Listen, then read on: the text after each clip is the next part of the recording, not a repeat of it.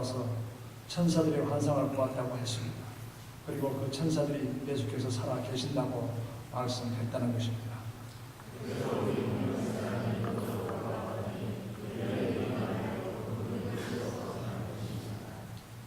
예수께서 그들에게 말씀하셨습니다.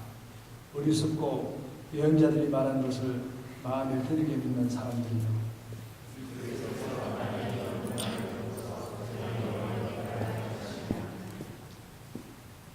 그리고 예수께서는 모세와 모든 예언자들로부터 시작해 성경 전체에서 자기에 관해서 언급된 것을 그들에게 자세히 설명해 주셨습니다.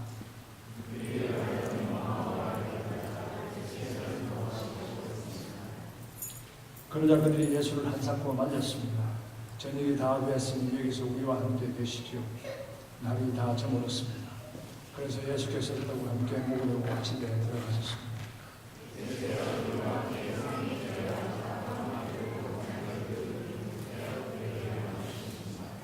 그제야 그들의 눈이 열려 예수를 알아보았습니다.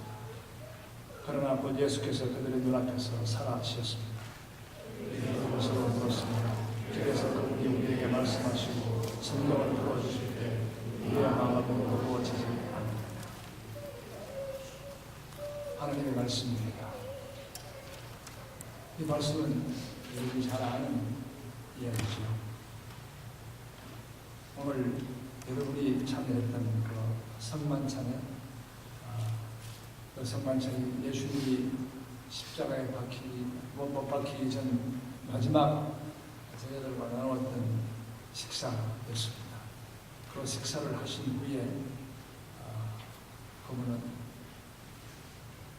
잡혀가서 문초를 당하시고 십자가에 못 박혀 돌아가셨습니다. 우리의 신앙생활은 그 예수님이 왜 또 어떻게 그런 일을 함으로써 무엇을 이루기를 원하시는가 하는 것을 바로 알고 예수님과의 관계를 맺어가는 삶이 신앙생활입니다. 즉 우리의 신앙생활은 예수님을 알고 믿고 사랑하는 관계의 삶을 의미합니다. 그럼 이 신앙생활의 방향에 혹시 우리가 이해를 잘못하면 우리 신앙생활 자체의 방향을 잃을 가능성이 있습니다. 오늘 이 말씀을 통해서 우리가 하나님의 말씀을 바로 알고 예수님께서 우리에게 원하시는 길을 바로 가고 있는가를 한번 점검하면서 얼마나 예수님께서 우리를 사랑하시고 우리의 가는 길을 쫓아오셔서 인도하시는 그 큰 은혜를 같이 나눌 수 있게 되기를 원합니다. 지난달 페루에 저희들이 아우리치를 갔었습니다. 1대1 아우리치를 갔었죠. 근데 그 아우리치 가서 저희들이 머무는 호텔과 그리고 그 사역하는 교회의 거리가 꽤 멀었습니다.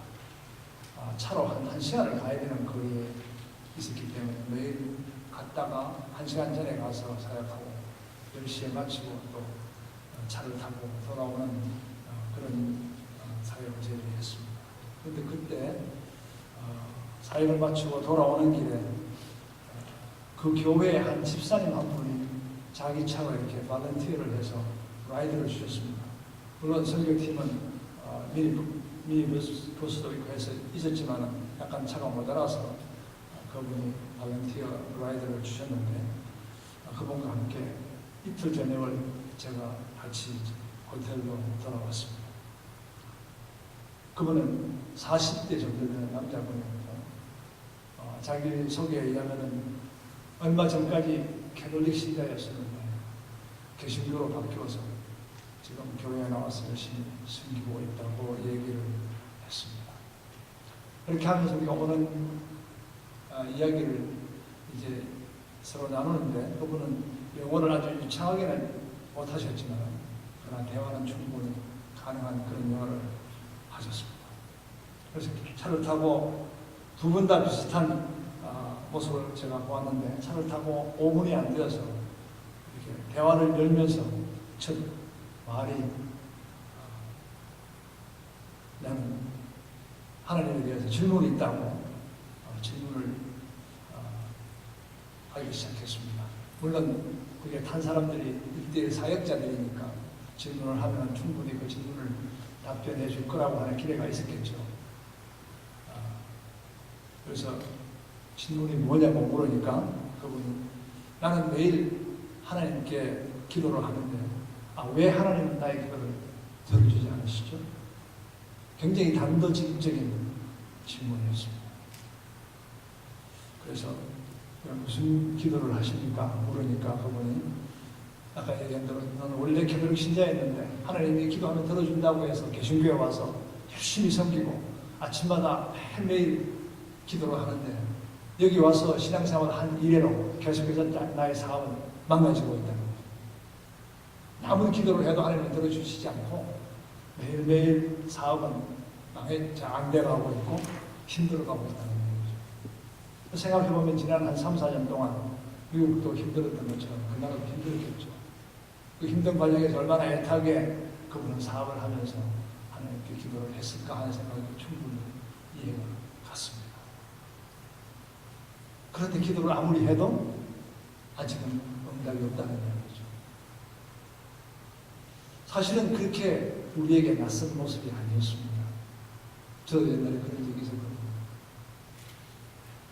사업을 하면서 힘들어서 아침마다 기도를 했지만 하나님 기도를 들어주시지 않으셨고 사업은 망했고 그리고 시간이 흘러가면서 먼 훗날에야 그때의 그 힘든 부분들이 축복으로 돌아왔다고 하는 것을 깨달은 것은 약 10년 후의 얘기입니다.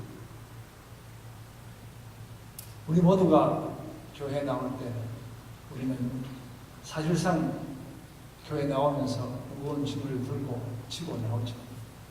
교회 나가서 해야 될 기도 제목이 있고 그 기도 제목이 한 번, 두 번 그리고 계속해서 기도하면 하나님께서 들어주신다고 하는 믿음을 가지고 나가서 기도를 하고 또 해도 때로는 하나님께서 전혀 들어주시지 않는 모습을 않는 그 상황을 우리가 여러분도 우리도 각자 때로는 경험하고 또 그것 때문에 상처받고 교회를 떠나고 좌절되어 있는 우리 성도님들을 옆에서 우리가 보고 있습니다. 그것이 어쩌면 우리가 가는 길이고 많은 사람들이 요즘뿐만 아니라 기독교 역사 중에 그런 신앙생활이 지속되어 왔다고 저는 생각을 합니다. 그런데 우리가 오늘 말씀 속에서 우리가 정말 신앙생활을 통해서 우리가 추구해야 되는 것이 무엇이고 하나님께서 우리를 케어하시는 부분이 무엇인가 하는 것을 저는 오늘 말씀 속에서 생각해 보려고 합니다. 13절, 14절 말씀 같이 한번 읽겠습니다. 바로 그날 그들 중 두 사람이 예루살렘에서 약 60스타디온에 남짓 떨어져 있는 엠마오라는 마을로 가는 중이었습니다. 그들은 일어난 이 모든 일에 대해서 이야기하고 있었습니다. 이날은 예수 그리스도께서 부활하신 날입니다. 3일 전에 돌아가셨다가 오늘 아침에 부활하시고 부활하시다는 얘기를 이 사람은 들었습니다. 이 두 사람은 엠마오에 살다가 예루살렘으로 올라왔던 사람입니다. 예수님께서 엠마오를 방문하신 적이 없었기 때문에 직접 예수님을 만난 적은 없지만 많은 이야기를 들었습니다. 그리고 정말 그 이야기를 듣고 익사이팅했습니다. 그 당시에 삶이라고 하는 것은 참 괴로운 삶이었습니다. 로마의 압제이 돼서 로마가 이스라엘을 점령한 이후에 하나님께서 받았던 이스라엘 민족이 분배받았던 그 땅을 전부 몰수를 해서 전부 나누어가지고 토지개혁을 해가지고 자기네들에게 말 잘 듣는 절 듣는 사람에게 그 토지를 관리할 수 있는 권리를 나눠주고 대부분의 이스라엘 민족들은 그 사람들 밑에 소작농을 하고 있었습니다. 농사를 짓고 그래서 그 농사 토지 사용료를 공물로 바쳐야 되는 상황 속에 있었는데 그 위에서 소작농을 관리하는 그 얌체족들이 그들에게 와서 물건을 곡식을 많이 바치지 아니하면 토지를 다른 사람에게 주겠다고 협박을 하고 수없이 어려운 상황 속에서 그들은 고생을 한 지가 벌써 수백 년입니다. 사회의 질서가 무너지고 아무리 돌아볼 것이 없는 자기네들의 힘으로서는 어떻게 해결할 수 없는 힘든 속에서 그들은 간절히 메시아가 오기를 기다리고 있었습니다. 메시아 이후에는 이 문제를 해결할 사람이 없기 때문에, 그리고 그들은 지난날 다윗 왕국의 그 화려했던 이스라엘의 영광을 기억하면서 메시아가 와서 그날을 회복해 줄 것이라고 믿고 있었고, 그것만이 유일한 소망으로 살고 있었던 사람이었습니다. 그런데 메시아가 왔다는 이야기를 들었습니다. 이제 그분이 오셔서 사역하는 이야기를 들어보면 정말 이분은 이스라엘 민족을 이 어려움 속에서 구원하실 분이고, 이분을 통해서 우리가 모든 고통에서 벗어나서 지난날에 그 다윗 왕국의 영광을 찾을 수 있다고 사람들이 많이 믿었습니다. 그때 엠마오에 살던 이 두 사람 같이 만나서 얘기를 하면서, 야, 그런 분이 있대. 한번 가서 보지 않겠나. 그리고 그래서 그들은 그 작정을 하고 엠마오를 떠나서 이스라엘 예루살렘으로 올라왔습니다. 그래서 예수님이 사역하는 것을 뒤돌아다니면서 한참 다니면서 왔습니다. 그런데 정말 다녀보니까 대단하거든요. 한 번은 사람도 별로 살지 않는 멸당 광야에, 그 광야는 사람들이 지금 살고 있지 않지만 로마의 압제에 항거해서 언젠가는 우리 힘으로라도 독립을 쟁취해야 되겠다고 생각하는 그 로마에 대항하려고 하는 레지스탄트, 지하운동가들이 모여서 사는 그런 곳이었습니다. 예수님이 그곳을 방문하셨습니다. 거기서 가니까 장정들만 5,000명이 모였어요. 여자들도 있었고 아이들도 있었지만 장정들만 5,000명이 모인 그 자리에서 예수님께서는 가르쳤습니다. 가르치다 보니까 해가 몇 산을 넘었는데 이 5,000명을 배고픈 상태에서 돌려보낼 수가 예수님이 없으셨습니다. 그래서 그때 그 5,000명을 예수님께서 5개의 빵과 2마리의 고기로 먹이는 것을 보았습니다. 대단한 분이었습니다. 빵 5개와 물고기 2마리로 5,000명을 먹이고 남은 부스러기가 12광구리가 되었다는 것을 두 사람은 보았습니다. 광야에서 굶주린 이스라엘 민족을 먹일 수 있었던 분은 여호와 하나님밖에 없었습니다. 이스라엘 민족이 시내 광야로 올 때에 배고파서 굶주릴 때에 하나님께서 만나를 내리셔서 그들을 먹이셨던 하나님, 그것을 기억하는 이 이스라엘 민족은 이분이야말로 분명히 하나님이 보내신 메시아라는 것을 확실히 믿었습니다. 그때 그 사람들이, 야, 이제 됐다. 이분을 우리가 왕으로 모시고 이제 일어나서 독립을 쟁취하고 로마를 쫓아내고 옛날에 우리 왕국을 찾자라고 할 때 예수님께서는 그들을 피하셔서 뒤로 조용한 곳으로 가셨습니다. 예수님은 그 사람들이 왕으로 추대하려고 하는 것을 거부하셨습니다. 그것을 이 두 사람은 보았습니다. 아마 분명히 하나님이 보내신 분이고 메시아지만 그러나 아마 아직도 때가 안 되어서 그러시겠지 라고 생각했습니다. 또 한 번은 예수님께서 성전에 오셨습니다. 성전에 와보니까 그 거룩한 성전 기도하는 곳에 잡상들이 모여가지고 비둘기도 팔고 짐승을 팔면서 돈도 관전하고 그야말로 하나님의 기도의 집이 도적들의 소굴처럼 되어 있었습니다. 그때 예수님께서 그 테이블을 뒤집어 보시면서 화를 내시며 쫓아내시면서 이곳은 내 아버지의 기도하는 집이라고 호통치는 것을 이 사람이 본 것 같습니다. 이야, 대단하신 분. 하나님 같은 역사가 있었고 그 집을 자기 아버지라고 집이라고 얘기를 하고 그 사람들을 호통치는 모습 속에서 이 사람들은 이분이야말로 분명 메시아라고 하는 확신이 왔습니다. 그러면서 계속 따라다녔습니다. 그분의 말씀마다 하는 사역마다 이 사람들은 조금도 그분이 메시아라고 하는 것을 의심도 하지 않았습니다. 지난주에는 당나귀를 타고 입성을 하고 있습니다. 그래서 이제 곧 하나님의 나라가 임재하는가 했더니 웬일입니까? 목요일 저녁에는 최후의 만찬을 하시고 금요일은 십자가에 못 박히신 목사님을 보았습니다. 아니요.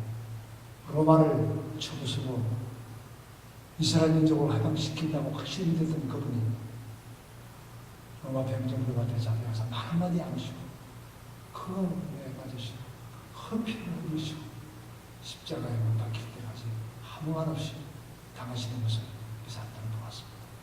What's happening? What is this? 아니, 저분이 우리 민족의 유일한 소망이라는 것을 얼마나 많은 사람들이 지금 믿고 따르고 있는데 이게 어찌 됩니까? 이 사람들은 완전히 혼돈성에 걸렸습니다. 아니야. 그런데 3일 만에 부활하신다고 하셨어요. 3일 지나면 무슨 일이 일어나겠지. 그래서 사람들은 3일을 기다렸습니다.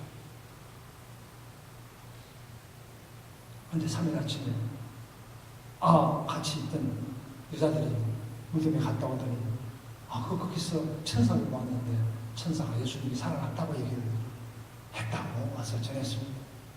그 얘기를 듣자마자 베드로는 뛰었습니다. 뛰어가서 무덤에 가보니까 무덤의 상황은 그 여인들이 얘기한 대로 그대로 남아있는데 예수님은 볼 수가 없었습니다. 그래서 힘없는 발걸음으로 베드로가 들어갔습니다. 그것을 이 두 사람은 보았습니다. 이 두 사람은 12사람 중에 제자들은 아니었습니다. First Circle의 제자는 아니었다고 말이죠. 그러나 Second Tier, 그 이후에, 그 뒤에 비록 예수님이 직접 부르신 제자는 아니었지만 그러나 예수님의 말씀을 듣고 사역을 보면서 예수님을 따라다녔다. 믿고 따라다녔던 제자들입니다. 그 사람들이 바로 우리와 같은 사람들이죠. 그래서 그 사람들은 가까이 제자들의 모습 속에 있었기 때문에 그 일어나는 일들을 소상히 다 알고 있었습니다. 예수님 돌아가시고 3일째 되는 날 무슨 일이 일어날 것을 기대했는데 여자들이 갔다 오더니 살아나셨다고 얘기를 하는데 내가 믿고 존경하는 베드로가 갔다 오더니 못 봤다고. 이 두 사람의 마음은 상당히 흩어져 버렸습니다. 그래가지고 그렇게 돌아가신 분이 살아나셨으니 살아나셔서 이 나라를 해방시킬 그런 분이라면 왜 베드로가 갔는데 만나주지 않았을까? 아마 그 여인들이 잘못 봤습니다. 그리고 그들은 실망과 좌절과 혼돈 속에서 아니야, 우리가 어쩌면 잘못 따라왔는지도 몰라. 정식으로 돌아가서 그렇게 결정을 하고 그날 오후에 예루살렘을 떠났습니다. 엠마오는 한 7마일 정도밖에 떨어지지 않았기 때문에 오후에 점심을 먹고 둘이가 터덕터덕 옛날에도 올라왔던 엠마오를 걸어 내려왔습니다. 얼마 전에 이 길을 걸어올 때는 소망이 있었습니다. 이제야말로 살 길이 나구나. 하나님을 만날 수 있구나.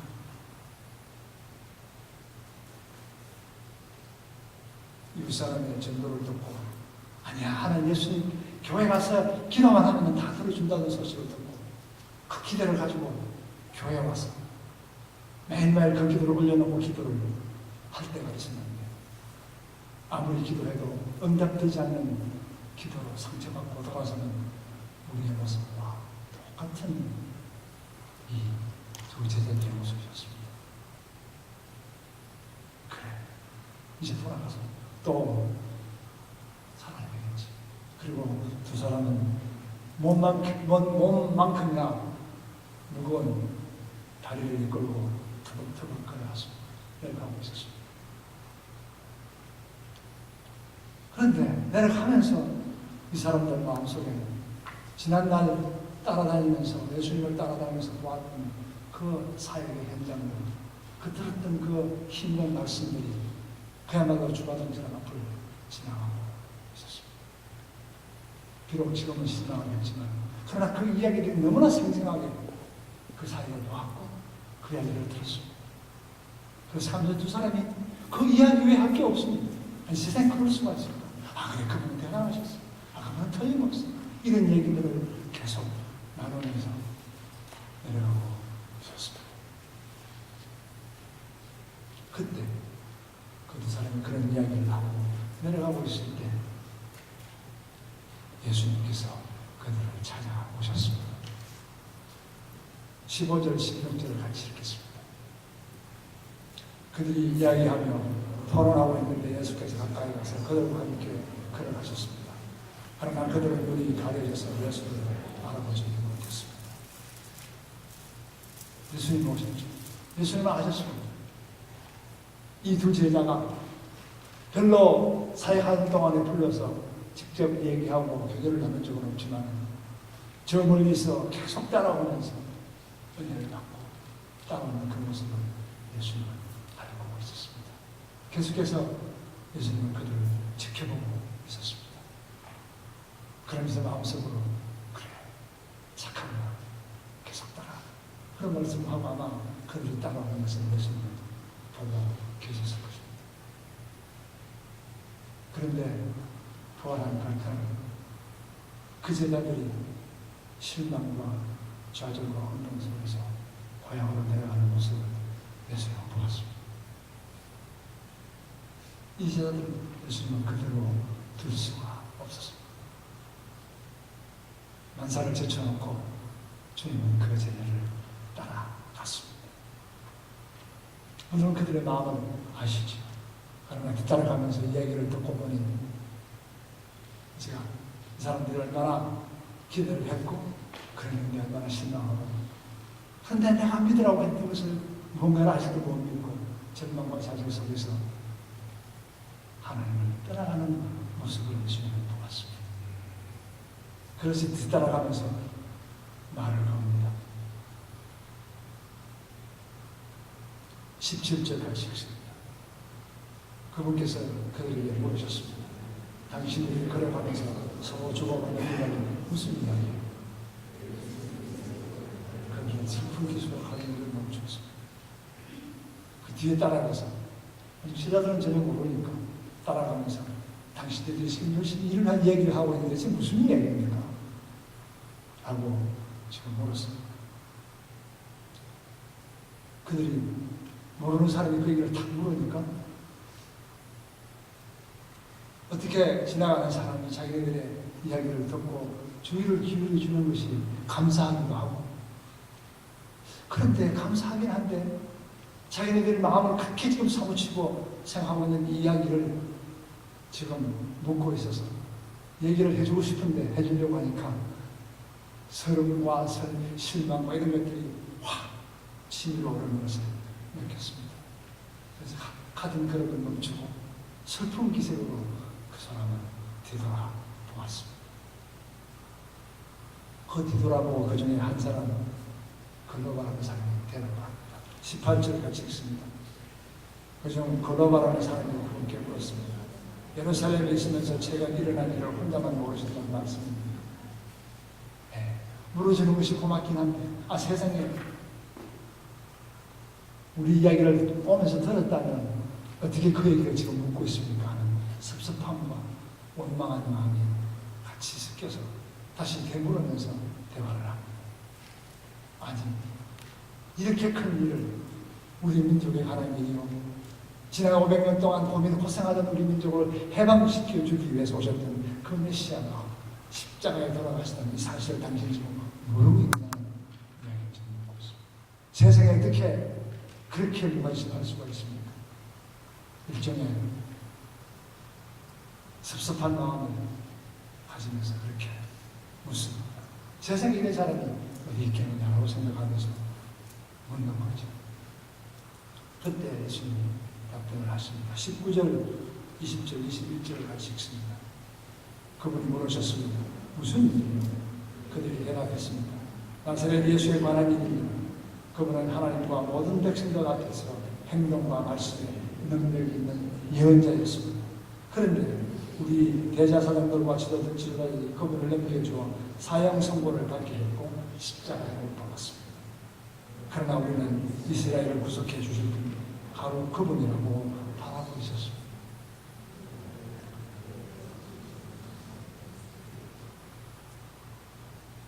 예, 나사렛 예수, 그분은 모든 말씀과 그 사역이 정말 힘이 있었고 하늘이 아니고서는 할 수 없는 일을 하신 분입니다. 그래서 우리 모두는 그 사람이 이스라엘을 구원하실 메시아로 바라고 있었습니다.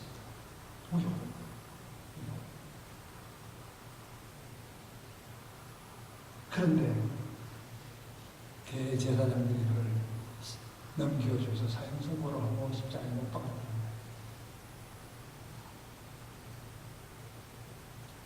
하루아침에 그 대제사장들과 지도자들이 예수님을 못 박게 내어주었기 때문에 이스라엘 민족의 많은 사람들, 나는 아니지만 많은 사람들의 소망이 하루아침에 물거품이 되어버렸다. 그게 지금 이 부제자가 경험하는 거죠. 우리가 이 세상을 살아가면서 기도 제목을 내어놓고 이것만이 주님 내가 살 길입니다라고 내어놓고 기도합니다. 그리고 하나님께서 들어주신다고 약속도 하셨는데 그래서 기도하고 기도했는데 하루아침에 물거품이 되어버린 삶의 경험을 여러분 하신 적이 없으십니까? 있죠. 네, 똑같은 이야기입니다. 그 절망 속에서 모든 것을 포기하고 고향으로 내려가는 이 두 제자가 그것을 설명하고 난 다음에 다시 한마디 더 붙입니다. 그뿐 아니라 그런 일이 있은 지 3일째 되는 오늘 22일에서 24일까지 있습니다. 우리 종 몇 교회들이 우리를 연락하게 했습니다. 그들이 아침 일찍 무덤에 갔다가 그분의 시신을 찾지 못하고 돌아와서 천사들의 환상을 보았다고 했습니다. 그리고 그 천사들이 예수께서 살아계신다고 말했다는 것입니다. 그래서 우리 동료몇 사람이 무덤으로 가보았더니 그 여인들이 많은 대로 그분을 볼 수 없었다는 것입니다. 오늘까지, 3일째 되는 오늘까지 우리는 그분을 기대하고 있었고, 심지어는 오늘 아침에 여인들이 가서 예수님 살아났다고 얘기를 전해왔는데, 우리가 가보니까 예수님이 안 계시더라고요. 이 기막힌 일이 어디 있습니까? 아니, 그분이 정말 부활하셨다면 그 뒤에 쫓아간 베드로를 왜 만나 주시지 않았겠습니까? 전혀 이해가 안 가는 상황. 그렇죠? 하나님의 약속이 나의 기도와 나의 반응과 관계없이 흔들리는 상황 속에서 우리는 이 두 제자들처럼 혼돈 속에 파묻힐 때가 있습니다. 얼마나 많은 사람이 신앙간증을 우리가 듣고 야 그랬구나. 그런데 왜 그 신앙간증이 나에게는 일어나지 않죠?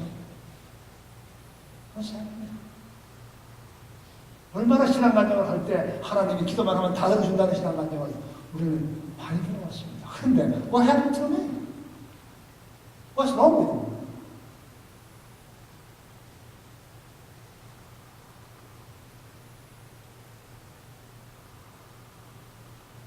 그러한 절망 속에 우리의 있는 모습을 이 두 제자는 잘 보여주고 있습니다. 그러한 상황이 그때 예수님께서 다가오셔서 그들에게 말씀하십니다. 25절에서 27절까지 말씀하셨습니다. 예수께서 그들에게 말씀하셨습니다.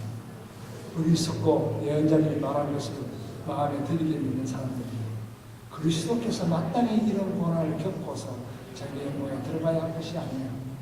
그리고 예수께서는 모세와 모든 예언자들로부터 시작해 성경 전체에 자기에 관해 언급된 것을 그들에게 자세히 설명해 주었습니다. 여기에 우리의 문제 해결책이 있는 것이죠. 이들은 성경이 예수님이 오시면 모든 것을 해결해 준다고 하는 부분이 다 다윗의 왕국의 영광을 회복한다는 말을, 그리고 영원히 망하지 않을 다윗의 왕국을 만들 메시아가 온다는 말이 성경에 있습니다. 그 말만 믿고 현재 보여지는 이스라엘이 완전히 해방되고 보여지는 나라가 생겨서 보여지는 로마를 압제하고 다윗의 왕국이 일어날 것을 그들은 믿고 있었습니다. 우리가 믿고 있는 하나님의 약속을 우리가 근심으로 믿고 있죠.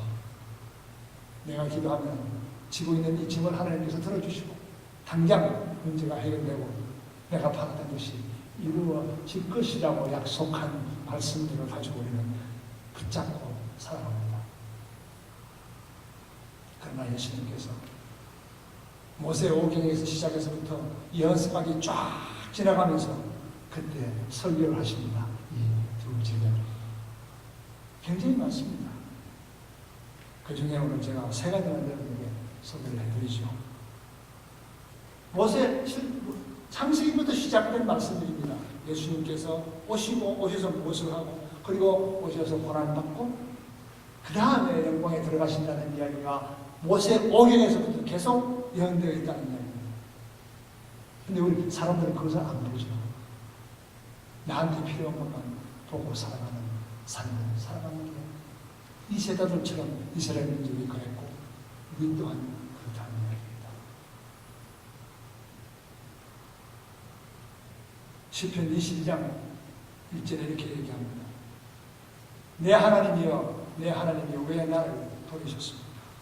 왜 이토록 멀리 계셔서 나를 돕지 않으시고 내 시험 소리를 듣지 않으십니까? 이게 메시아의 탄생입니다. 시편 22장. 그런데 사람들은 메시아가 와서 이 소리를 할 거라는 것을 안 믿는 거예요. 메시아가 그런 일을 어떻게 해요? 안 믿는 거예요. 22장 18절에 보면 이렇게 나옵니다. 그들이 자기네끼리 내 옷을 나누며 내 속옷을 두고 제비를 뽑습니다. 예수님을 십자가에 못 박히고 벗어놓은 옷을 끊어서 서로 큰 조각을 가져가겠다고 제비 뽑는 모습이 십자가 밑에서 이루어진 사실입니다. 그것이 이루어질 것이라고 시편은 예언하고 있었는데 이스라엘 민족은 보지 않았습니다. 내려갔던 거예요. 이사야 7장 14절에 이렇게 나옵니다. 그러므로 주께서 친히 다윗 왕실에 표적을 주실 것입니다. 보십시오. 처녀가 잉태하여 아들을 낳고 그를 임마누엘이라고 부를 것입니다. 이는 예수님께서 이 모든 예언을 이루시기 위해서 이 땅에 오셨다고 이야기를 하셨습니다. 처녀의 몸에 잉태되어서 오셔가지고 사역하시다가 고난받으시고 십자가에 못 박혀 돌아가시고 부활하셔서 영광에 들어가신다는 이야기를 예수님도 예언하셨고 그것들이 성경에 예언되어 있는데 이스라엘 민족은 그것을 보지 않았다는 이야기죠. 여러분의 신앙생활을 혹시 그렇게 하고 있지 않습니까? 성경에 분명히 하나님께서, 예수님께서 무엇을 위해서 이 땅에 오셨다고 하는 것을 얘기를 하고 있는데 우리에게 영생을 주시고 하나님의 나라로 인도하시겠다고 약속을 하셨는데 그것은 다 제쳐놓고 기도하는 자마다 들어줄 것이다. 찾으라, 찾을 것이요, 구하라, 얻을 것이요, 두드리라, 문이 열릴 것이라고 하는 것을 우리 상태로 싹 바꾸어서 이 땅에 내가 찾으면 찾아주는구나, 구하면 주시는구나, 이 땅에 내가 사업의 문이나 직장의 문을 두드리면 열어주시는구나, 그렇게 생각하고 그것만 놓고 기대하고 살고 있는 우리의 삶의 모습은 아닌지. 예수님은 그런 약속을 하신 적이 없습니다. 예수님께서 어찌하여 성경에 나와 있는 말을 그렇게 이해를 못하고 그리고 어찌하여 그것을 그렇게 믿지 못하느냐 라고 지금 예수님께서 성경으로 가르치셨습니다. 많은 12제자들을 데리고 다니면서 예수님은 훈련을 많이 시키셨습니다. 삶을 통해서. 그러나 이렇게 딱 집어지게 성경을 갖다 놓고 가르치신 적은 없었습니다. 근데 오늘 길을 잃고 헤매는 길로 나아가는 두 제자를 주님께서는 구하시기를 일단 끝까지 찾아오셔서 성경 말씀을 직접 가르치고 계신 것입니다.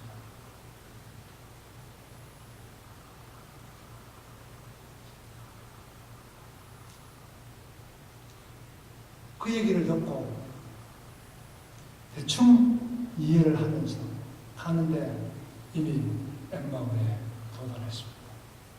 해가 맺히는데 이제 더 이상 간다면 어둠 속에 가셔야 되기 때문에 이 두 엠마오, 이 두 제자는 예수님을 초청을 했습니다. 오늘 저녁 여기 쉬고 가십시오. 지금 가면 길이 험하고 캄캄한 밤에 가실 수가 없습니다. 그런데 예수님은 그 말을 듣기 전에 그냥 가시는 모습이었습니다. 여러분, 예수님은 우리에게 다가오시지만 우리 안으로 들어오시는 오도록 초청하는 것은 우리의 책임입니다. 예수님이 그 두 사람과 함께 엠마오까지 올 때는 자기가 하신 일을 하셨어요. 이 두 제자를 구하기 위해서. 그러나 이 두 제자가 예수님을 엠마오로 초청을 하고 자기 집으로 초청을 하느냐 안 하느냐 하는 것은 제자들의 몫이라 하는 겁니다. 여러분이 복음을 듣고 예수님을 여러분의 구주로 모시는 것은 여러분의 책임입니다. 문 열고 들어오지 않습니다.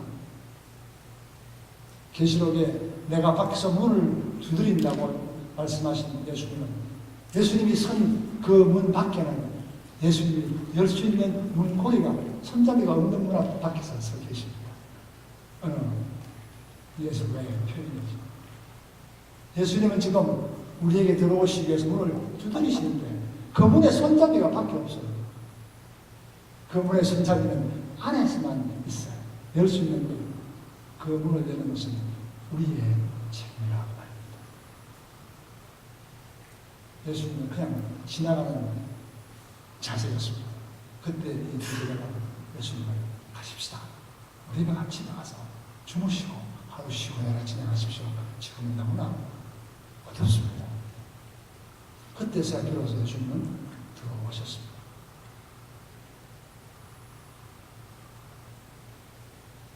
그리고 식탁 테이블에 건져졌습니다. 30절이 있습니다. 예수께서 그들과 함께 기도와 빵을 들고 감사 기도를 드리고 떼어서 그들에게 나누어 주셨습니다. 테이블에 앉았습니다. 식사가 되었습니다. 이 빵을 먹는 게 그냥 보통 빵을 갖다가 우리 잼이랑 찍어서 먹을 텐데 예수님께서 그 빵을 딱 들고 축사를 하셨습니다. 그 순간에 제자들이 무엇을 보았겠습니까? 못자고 없는 손을 보았습니다. 그 순간 빵을 들고 축사하신 그 손, 못자고 있는 그 손을 제자들이 보았다. 예수님이다! 라고 하는 순간에 예수님은 사라졌습니다.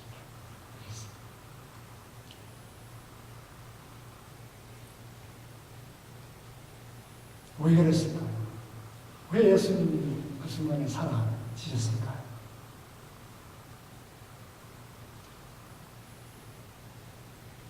예수님께서는 그 순간부터 예수님이 십자가에 돌아가시고 부활하신 그 순간부터 우리의 신앙은 눈에 보이는 예수님을 위해서 통해서 이루어지는 신앙이 아니기 때문에 그렇습니다.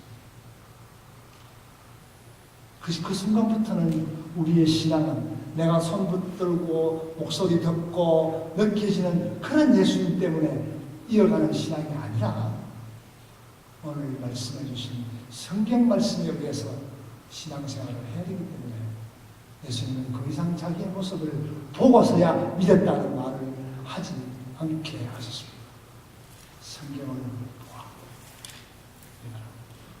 이제 너희들이 그것을 통해서 앞으로 나를 따를 것이다. 그것을 위해서 예수님은 그 자리에서 자리를 뜨셨습니다. 예수님이 그 먼 길을 부활하시는 그날 할 일이 많았는데 이 이름 없는 두 제자들을 위해서 저 12제자 중에 아니에요.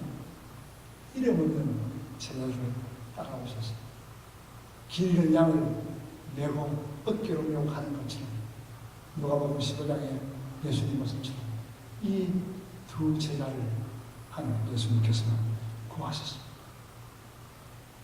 예수님께서는 그렇게 하신다고 하나님께 약속하셨습니다. 그리고 그렇게 하셨습니다. 지금도 예수님은 우리가 길 잃고 딴 길로 갈 때 찾아오셔서 우리에게 우리 손을 붙들고 그 길이 아니라고 말씀하시고 계시는 것입니다. 요한복음 17장 12절에 이렇게 얘기합니다. 내가 예수님께서 자기 사역을 다 마치고 마무리하는 그 순간에 하나님께 드리는 기도입니다.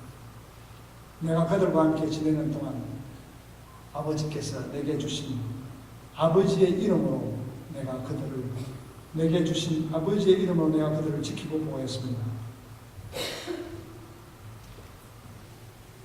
아버지의 이름으로 나에게 주신 그 생명들, 멸망의 자식 외에는 유다를 내려 한 사람도 잃어버리지 않았습니다. 한 사람. 오늘 잃어버릴 만했던 이 두 제자까지 먼 길을 오셔서 데리고 가신 주님이 하나님께 하신 것입니다. 한 사람의 영혼으로 내가 잃지 않았습니다. 그리고 이렇게 그 절을 마무리합니다. 이것은 성경을 이루기 위함입니다. 성경을 이루기 위함. 예수님은 성경에 있는 말씀을 이루기 위해서 오셨고 성경에 있는 말씀을 이루기 위해서 십자가에 돌아가셨고 성경에 있는 말씀을 이루기 위해서 한 영혼도 잃지 않기 위해서 이렇게 동분서주하면서 이 두 제자를 구하셨습니다. 하나님께서 예수님에게 주신 우리 각 영혼 예수님께서는 결코 잃지 않을 것입니다. 우리가 위해서 무엇을 하는지 우리가 길을 잃고 길을 나갈 때 예수님은 달려오실 것입니다. 오셔서 무슨 얘기를 하시겠습니까? 성경을 보아. 성경을 보아. 그 성경에 있는 말을 바로 이해하고 바로 믿으라. 그 말을 오늘도 우리에게 하고 계시는 것입니다. 사랑하는 성도 여러분, 주님은 오늘도 우리의 가는 길을 눈길게 바라보시면서 행여 헛발들일까 기다리고 우리 손을 붙들고 인도하시는 참 좋은 목자이십니다. 그는 그 목자신 한 마리의 양도 잃지 않겠다고 작정하신 분이고 자기의 생명을 걸어서 그 양들을 구하기를 원하시는 정말 멋있는 사랑의 목자이십니다. 혹시 우리가 우리의 신앙생활의 방향을 잃고 계신다면 여러분 성경을 공부하십시오. 성경을 공부하십시오. 성경을 바로 읽으십시오. 그리고 바로 이해하십시오. 성경을 내가 원하는 대로 읽지 마십시오. 예수님이 하시는 말씀을 읽으십시오. 예수님이 하시는 것을 읽으십시오. 너무나 많은 사람이 자기 멋대로 성경을 읽어서 한국말로 많은 사람들이 내가 복음을 믿는다고 하는 농담이 나올 정도로 우리가 마음이 깊이 자기가 만드는 복음으로 자기가 만든 하나님이라는 이름의 우상을 섬기고 있는 사람들이 너무나 많습니다. 그러한 사람들에게 하나님은 오늘 찾아오셔서 성경을 봐라. 성경을 왜 그렇게 바로 보지 못하고 믿지 못하느냐. 사랑하는 성도 여러분, 성경에는 하나님 얼마나 우리를 사랑하시고 우리를 위해서 목숨까지 바치시기까지 사랑하셨다고 하는데 그것이 오늘 이 두 제자에게 예수님께서 무엇을 얘기를 하셨습니까? 너희들은 내가 이스라엘을 구하기 위해서 왔다고 믿었지만 내가 구하기를 원하는 것은 나라 이스라엘이 아니라 너희들이다 하고 예수님 말씀하셨습니다. 우리에게 무슨 얘기를 하십니까? 너희들은 내가 너희들이 이 땅에 살 때 성공하고 복되고 편안하게 살게 하기 위해서 내가 이 땅에 왔다고 생각을 하는데 No, I came here to save your soul. 너희의 영혼을 구하기 위해서 왔다고 하는 목소리를 들으실까? 예. 하나님은 이 땅에 우리가 힘들 때 기도하시는 기도를 들어주시죠. 왜 들어주십니까? 영혼을 목하기 위해서. 우리가 때로 잘못 가면 고난도 당하죠. 왜 고난을 당하는 허락하십니까? 우리의 영혼 구원을 위해서. 네가 잘못하고 갔다가 나에게로 돌아오기를 하나님 기다리십니다. 요즘 여러분 큐티 하시면서 사사기 많이 읽으시고 큐티 많이 하십니까? 우리의 모습이 사사기의 모습과 같다고 생각지 않으세요? 급하면 하나님 붙들고 기도하고 하나님 해결해주면 감사합니다고 돌아서서 옛 모습으로 다시 돌아가고 그래서 하나님께서 그걸 다시 돌리기 위해서 고난을 주면 가서 고생하다가 또 고함지르면 우리가 마당 들어서 고생하는 줄 은연히 알지만 하나님께서 또 사랑으로 보여주시고 그것이 반복되는 게 사사기의 삶입니다. 우리의 모습도 바로 그런 삶이 아닌가 되돌아보시기 바랍니다. 하나님은 우리의 영혼을 구하기 위해 땅에 오셨고 우리의 영혼을 구하기 위해서 십자가에 돌아가셨고 영광의 그날에 우리와 함께 하실 날을 기다리고 계십니다. 기도하겠습니다.